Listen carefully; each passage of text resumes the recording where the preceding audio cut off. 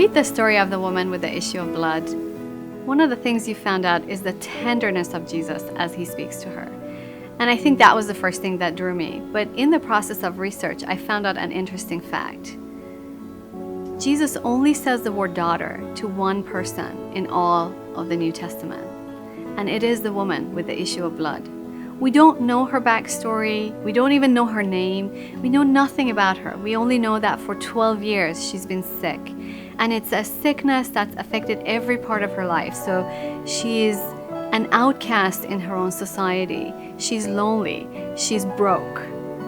And yet, this is the person that Jesus chooses to call daughter. So the first question for me was, why her? What was it about her that Jesus needed to assuage and comfort by using this word?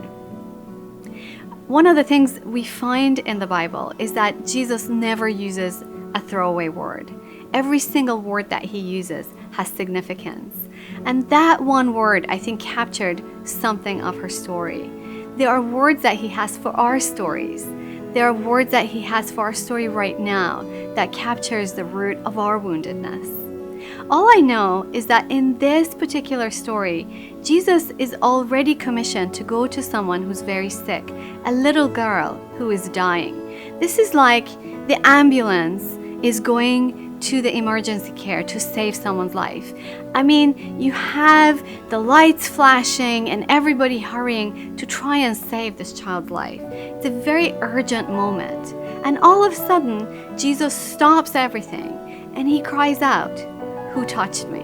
It's not a moment to stop. It's a moment to hurry. It's a moment of emergency. So you think to yourself, why has Jesus stopped everything, delayed such an urgent matter? It's not even to heal someone. He knows power has gone from him. He knows someone has been healed. But there is one more thing he has to tell this woman, daughter. So where is the wound that hasn't been healed? Clearly, her body has been restored. And Jesus completely affirms that.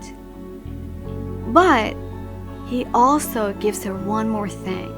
And I believe the reason for that is that there was a broken wound in this woman's past, a father wound. This is not unique in the world.